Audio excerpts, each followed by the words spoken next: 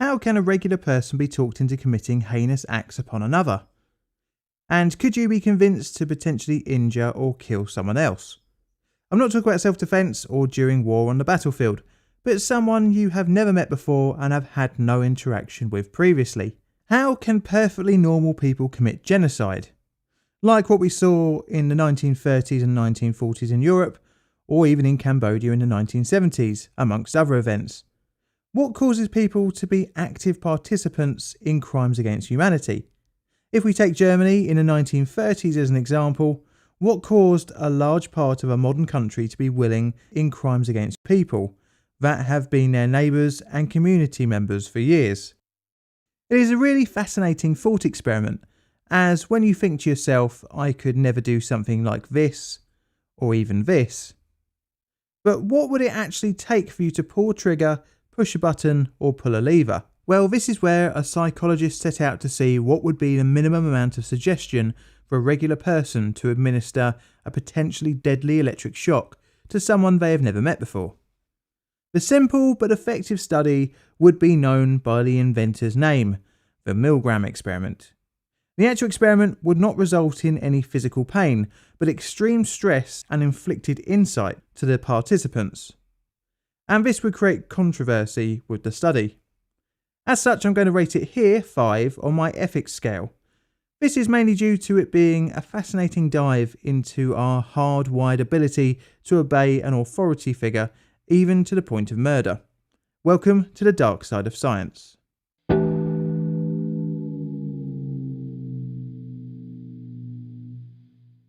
Stanley Milgram was an American social psychologist born on the 15th of August 1933 in the Bronx, New York. His parents were Jewish and had fled Romania and Hungary during the First World War. His background and family ties to Europe would have an important effect on his later studies into social psychology, as word came back to the Milgram family during the late 30s and 40s of the atrocities inflicted by the Nazi regime. Although in relative safety in the USA, many of Stanley's family members were directly affected by the Holocaust. After the war, some surviving members of the family came to stay whilst finding a new life in the US. A young Stanley was exposed to the horrors experienced by his relatives, and this would stay with him, igniting an interest into the darker side of human nature. In 1954, Milgram received his bachelor's degree in political science from Queen's College in New York. Initial applications to Harvard for a psychology master's were rejected, but was eventually admitted. The initial setbacks were due to Milgram not taking any undergraduate courses in psychology at Queen's College. In 1961, Milgram received a PhD in social psychology.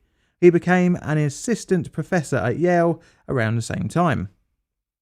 Later on, he served as an assistant professor in the Department of Social Relations at Harvard from 1963 to 1966. And this brings us very quickly onto his obedience study, more commonly known as the Milgram Experiment. Stanley's experience of relatives going through the Holocaust, coupled with the arrest and trial of Adolf Eichmann in 1961, sparked an interest into finding out what could make seemingly average people take part in atrocities. Eichmann organised the logistics of the deportation of Jews during the Holocaust. He made deportation plans down to the last detail. Working with other German agencies, he also determined how the property of deported Jews would be seized. What was interesting about the trial was that he claimed he had not dictated policy, but only carried it out, and that he was merely a cog in the machinery of destruction. Essentially, the "I was only following orders" defence. This highlights the question, that is following an order enough to convince someone to do something so heinous? Milgram would later say in 1974, when explaining the experiment, could it be that Eichmann and his million accomplices in the Holocaust were just following orders? Could we call them all accomplices? The experiment was pretty simple and would make use of 3 people: the experimenter, who was in charge of the session, the teacher, a volunteer for a single session, and a learner. Both the teacher and learner would arrive for the session together, and they would draw straws as to who would take each role. Participants were sourced via a newspaper ad saying, "We will pay you for 1 hour of your time in a study of memory." The teacher and learner after finding out their roles were taken into a room where the learner was strapped into what appeared to be an electric chair, and electrode paste was applied to the learner's wrist to prevent blistering and burns. The teacher would hear this being explained and see this happen. The experimenter, who was dressed in a lab coat in order to appear to have more authority, told the participants that restraints was to ensure that the learner would not escape. The teacher was allowed to experience a sample electric shock similar to what the learner would feel. Before beginning the experiment, the volunteers were informed that they would be paid regardless of the outcome, thus removing any financial incentive to any results. The teacher was led into another room where they could not see the learner but could hear them, and the experiment would begin. The teacher was then given a list of word pairs that he was to teach the learner.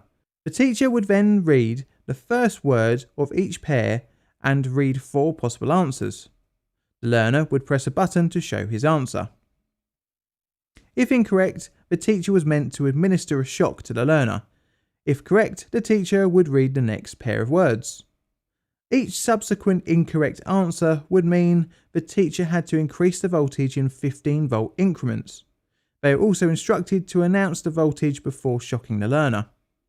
Pretty cruel, you might think, but there was only one actual volunteer in each test, the teacher, who, unbeknownst to them, was the real test subject. You see, the learner was actually a stooge and wasn't receiving an electrical shock, and the chance drawing of straws to find out who would do either role was actually fixed, meaning the teacher would always be the teacher. Also, probably not surprising, the experimenter was also in on it. This meant that the whole experience of the teacher was controlled from the authority of the experimenter to the reaction of the learner. To ramp things up in later versions of the study, the learner would also shout out in pain when the voltage got too high. The experiment would have a preliminary and a regular run. The first was a practice of sorts, where the learner would get 3 correct answers and 7 incorrect ones, which would yield a shock up to 105 volts. The second, or regular run, the teacher would be told to read off a list of words and had to continue repeating it until the learner had gotten all of the pairs correct. The volt dial ranged from 15 to 450 volts, and to add further explanation for the teacher was labelled slight shock to danger severe shock. Above 300 volts, the learner would kick on the wall and then no longer give answers to the teacher's multiple choice questions. If the teacher showed any hesitation, the experimenter was able to give 1 of 4 prodding responses in sequence. The first was "please continue" or "please go on," followed by "the experiment requires that you to continue," and then "it is absolutely essential that you continue," and finally "you have no other choice, you must go on." The experimenter could only progress to the next prod if the teacher refused. If all 4 responses were reached, then the experiment would end. If not, it would continue all the way up to 450 volts. If the teacher asked any specific questions, the experimenter could reply. For example, "will the shock leave any permanent damage?" The experimenter could then reply with, "although shocks can be extremely painful, they cause no permanent damage." After the experiment, an interview would be undertaken, and the question, "how painful do you think the last few shocks you administered were?" The teachers were instructed to indicate their answer on a scale between 1 to 14, after which the teacher was reintroduced to the learner and the experiment was fully explained. The experiments began in July 1961 at Yale University, and 40 subjects would volunteer through this newspaper advert, and the results would surprise all predictions. The 40 men were from a cross-section in society from various different age and career groups, ranging from 20 to 50. During the experiment, most test subjects showed signs of severe distress when administering the electric shock. They were observed sweating, trembling, stuttering, biting their lips, groaning, and digging their fingernails into their own skin. The discomfort seen shown that the subjects were aware of the pain the learner was experiencing.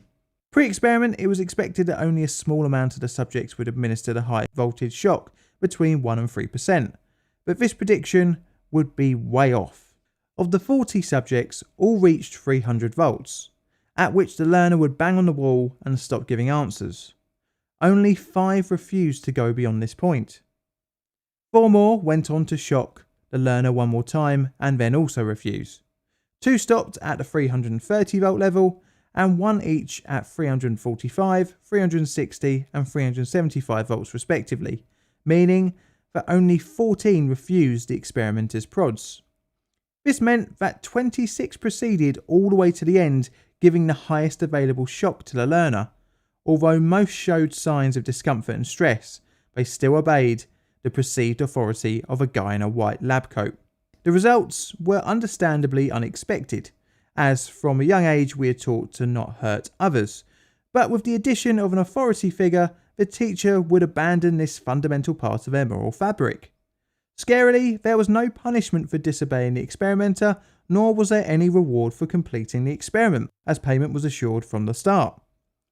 Even more strange was the results were similar when a control study was undertaken with 43 unpaid students. In Milgram's paper into the study, he highlighted several particular conditions of the experiment that might have contributed to the high level of about 65% of compliance to the highest voltage level. The fact that the study was being undertaken at and sponsored by Yale possibly reassured subjects that the experiment was above board and reputable. The perceived randomness of the selection of learner and teacher also could have factored in, as a teacher may have thought that he could have been in the other chair, hence he was exposed to the same risks. The subject may have also have thought that as he had volunteered, that he was obligated to help the experimenter, and to the same extent that the learner had also submitted to the authority of the experiment. The subjects were also reassured that although painful, the shocks were not deadly, and that compliance was built through to shock level 20 when the learner would no longer reply.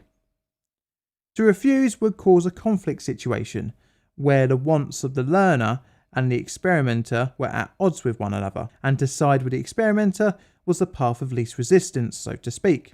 The short duration that the experiment ran for meant that the teacher had less time to think about the actions, resulting in little time for reflection.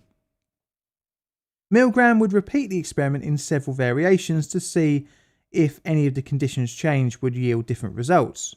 Even when Milgram conducted the experiment in an unregistered office far away from Yale, the results were fairly similar. Now to the ethical question, was the experiment cruel? Well, in my opinion, no, but it can leave long-term distress to the teacher, especially if they administered the full shock. For many, the experience left self-reflection on how they had submitted to the authority of the experimenter. Ethical criticism came from the allowed discomfort of the test subjects, where even though they had provided their consent, the experiment should have been paused when the distress was observed.